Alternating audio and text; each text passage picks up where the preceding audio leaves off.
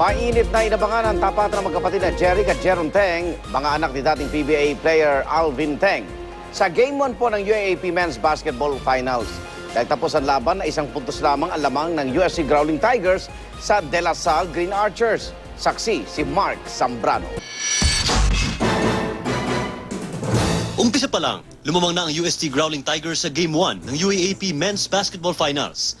Humabol ang De La Salle Green Archers pero UST pa rin ang limado sa halftime score na 38-31. Tuloy ang mainit na laban sa second half na nagtapos sa dikit na score na 73-72 pabor sa UST. Puso talaga yung pinakita ng UST. Kasi depensa kung depensa talaga sila eh.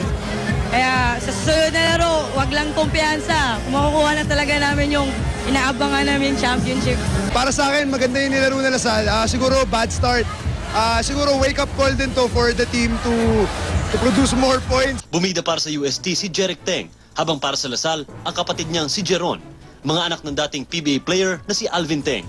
Nagkainitan kasi kami and wala lang naman, talagang gusto lang talaga namin manalo.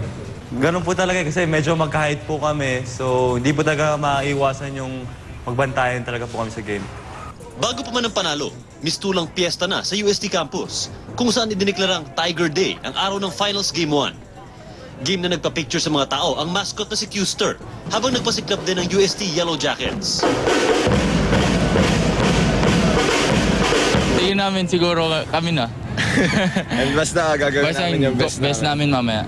Nagbigay suporta rin ang dating starting point guard ng UST na si Japs Kuan. Ever since na dumating, kasi first year ni Coach Pido, under niya na ako eh, no? So, ever since naman in-instill ni Coach Pido yung never say die. So, siguro yung character ng team parang, you just have to enjoy the game. Parang wala ka naman kailangan dapat ikatakot. So, you just have to play your game.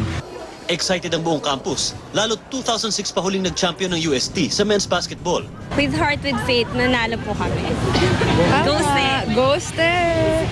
Ang De La Salle naman na 2007 pa huling nag-champion, nag-set up ng screen sa Taft Campus para sa live viewing ng Game 1.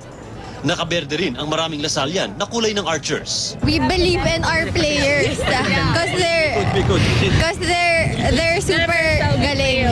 Despite having his brother compete against him, I think still gonna play 100% and beat UST and Lasal will win. Ako si Mark Zambrano, ang inyong saksi.